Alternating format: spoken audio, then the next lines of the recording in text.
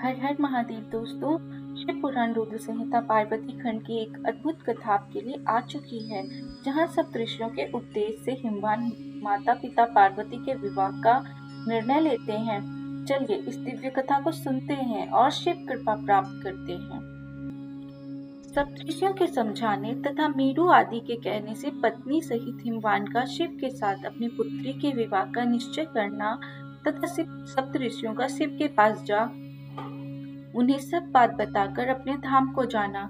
ब्रह्मा जी कहते हैं नारद, तदनंतर वशिष्ठ ने प्राचीन काल में राजा अनरण्य के द्वारा अपनी कन्या पद्मा का पिपलाद के साथ विवाह करने की तथा धर्म के वरदान से पिपलाद के तरुण अवस्था, रूप, गुण, सदा स्थिर रहने वाले यौवन, कुबेर और इंद्र से भी बढ़कर धन, ऐश्वर्य, भक्ति, सिद्धि एवं समता प्राप्त करने की तथा पद्मा के साथ स्थिर यौवन, सौभाग्य, संपत्ति एवं भट्टा के द्वारा परम गुणवान 10 पुत्रों के प्राप्त करने की कथा सुनाकर शैलेंद्र, तुम मेरे कथन के सार तत्व को समझकर अपनी पुत्री पार्वती का हाथ महादेव जी के हाथ में दे दो और मीना सहित तुम्हारे मन में जो कुरोष है उसे त्याग दो।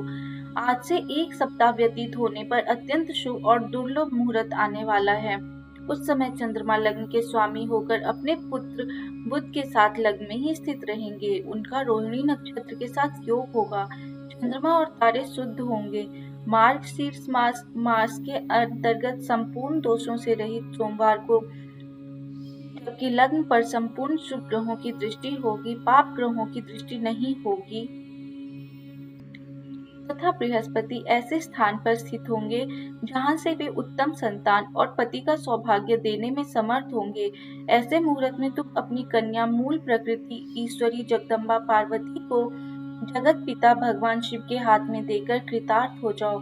ऐसा कहकर ज्ञान शिरोमणि मुनिवर वशिष्ठ नाना प्रकार की लीला करने वाले भगवान शिव का स्मरण करके चुप हो गए। वशिष्ठ जी की बात सुनकर सेवकों और पत्नी सहित गिरिराज हिमालय बड़े विस्मित हुए और दूसरे दूसरे पर्वतों से बोले। हिमालय ने कहा, गिरिराज मेरु, सह्य गंधमादन, मंदराचल, मैनाक और विंध्याचल आदि पर्वतेश्वरों, आप सब लोग मेरी बात सुने। वशिष्ठ जी ऐसी बात कह रहे हैं, अब मुझे क्या करना चाहिए, इस बात का विचार करना है।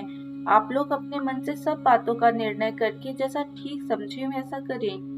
हिमाचल की यह बात सुनकर सुमेरु आदि पर्वत भली भांति निर्णय करके उनसे प्रसन्नता पूर्वक बोले। पर्वतों ने कहा, महाभाग, इस समय विचार करने से क्या लाभ, जैसा ऋषि लोग कहते हैं उसके अनुसार ही कार्य करना चाहिए। वास्तव में यह कन्या देवताओं का कार्य सिद्ध करने के लिए ही उत्पन्न हुई है। इसने शिव के लिए ही अवतार लिया है, इसलिए यह शिव को ही दी जानी चाहिए।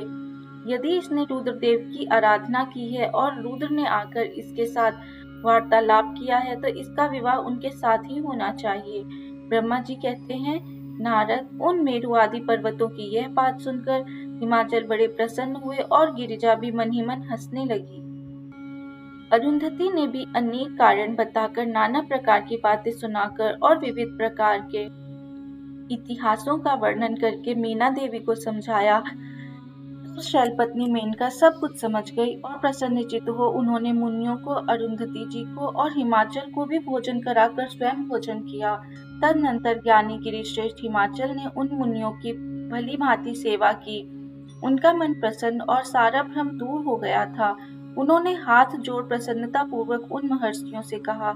हिमालय बोले, महाभाग सप्तऋषियों, आप लोग मेरी बात सुने। मेरा सारा संदेह दूर हो गया है। मैंने शिव पार्वती के चरित्र को सुन लिए। अब मेरा शरीर, मेरी पत्नी मीना, मेरे पुत्र पुत्री, रिद्धि सिद्धि तथा अन्य सारी वस्तुएं भगवान शिव की ही हैं, दूसरे किसी की नहीं। ब्रह्मा जी कहते हैं, नारद, ऐसा कहकर हिमाचल ने अपनी पुत्री की ओर आदर पूर्वक देखा और उसे वस्त्राभूषणों से विभूषित करके ऋषियों की गोद में बिठा दिया। तत्पश्चात वे शैलराज पुनः प्रसन्न हो उन ऋषियों से बोले, यह भगवान रुद्र का भाग है, इसे मैं उन्हीं को दूंगा, ऐसा निश्चय कर लिया है। ऋषि बोले, गिरिराज, भगवान शंकर तुम्हारे याचक है, तुम स्वयं उनके दाता और पार्वती देवी भिक्षा हैं। इससे उत्तम और क्या हो सकता है। हिमाचल, तुम समस्त पर्वतों के राजा, सबसे श्रेष्ठ और धन्य हो, अतः तुम्हारे शिखरों की सामान्य गति है। तुम्हारे सभी शिखर सामान्य रूप से पवित्र एवं श्रेष्ठ हैं। ब्रह्मा जी कहते हैं, नारद, ऐसा कहकर निर्मल अंतःकरण वाले उन मुनियों ने गिरिराज कुमारी पार्वती को हाथ से छूकर आशीर्वाद देते हुए कहा, शिवे, तुम भगवान शिव के लिए सुखदायिनी हो, तुम्हारा कल्याण होगा।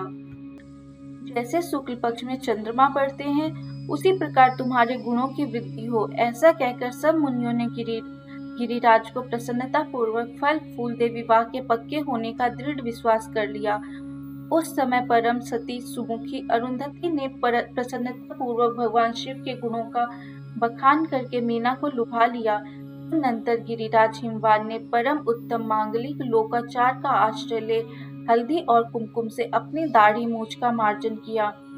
पश्चात चौथे दिन उत्तम लग्न का निश्चय करके परस्पर संतोष दे वे सप्तऋषि भगवान शिव के पास चले गए। वहां जाकर शिव को नमस्कार कर और विविध शक्तियों से उनका स्तवन करके वे वशिष्ठ आदि सब मुनि परमेश्वर शिव से बोले, ऋषियों ने कहा, देवदेव, महादेव, परमेश्वर, महाप्रभु, आप प्रेम पूर्वक हमारी बात सुने। आपके इन सेवकों ने जो कार्य किया है उसे जान ले। महेश्वर, हमने नाना प्रकार के सुंदर वचन और इतिहास सुनाकर गिरिराज और मीना को समझा दिया है। गिरिराज ने आपके लिए पार्वती का वाग्दान कर दिया है। अब इसमें कोई ननुनचन नहीं है। अब आप अपने पार्षदों तथा देवताओं के साथ उनके यहाँ विवाह के लिए जाइए। महादेव प्रभु, अब शीघ्र हिमाचल के घर पधारिए और वेदोक्त रीति के अनुसार पार्वती का अपने लिए पाणी ग्रहण कीजिए। सप्तऋषियों का यह वचन सुनकर लोकाचार परायण महेश्वर प्रसन्नचित हो हंसते हुए इस प्रकार बोले। महेश्वर ने कहा, महाभाग सप्तऋषियों, विवाह को तो मैंने न कभी देखा है और न सुना ही है। तुम लोगों ने पहले जैसा देखा हो उसके अनुसार विवाह की विशेष विधि का वर्णन करो। महेश्वर के उस लौकिक शुभ वचन को सुनकर वे ऋषि हंसते हुए देवाधिदेव भगवान सदाशिव से बोले। ऋषियों ने कहा, प्रभु, आप पहले तो भगवान विष्णु को विशेषतः उनके पार्षदों सहित शीघ्र बुला ले, फिर पुत्रों सहित ब्रह्मा जी को, देवराज इंद्र को, समस्त ऋषियों को, यक्ष, गंधर्व, किन्नर, सिद्ध विद्याधर और अप्सराओं को प्रसन्नता पूर्वक आमंत्रित करें। इनको तथा अन्य सब लोगों को यहाँ सादर बुलवा लें। वे सब मिलकर आपके कार्य का साधन कर लेंगे, इसमें संशय नहीं है। ब्रह्मा जी कहते हैं, नारद, ऐसा कहकर वे सातों ऋषि उनकी आज्ञा ले भगवान शंकर की स्थिति का वर्णन करते हुए वहां से प्रसन्नता पूर्वक अपने धाम को चले गए। यदि आपको यह शिव पुराण कथा पसंद आई हो तो वीडियो को लाइक करें, चैनल को सब्सक्राइब करें और बेल आइकन जरूर दबाएं तथा ताकि शिव पुराण की हर दिव्य कथा आप तक सबसे पहले पहुंचे। हर हर महादेव, जय माता पार्वती।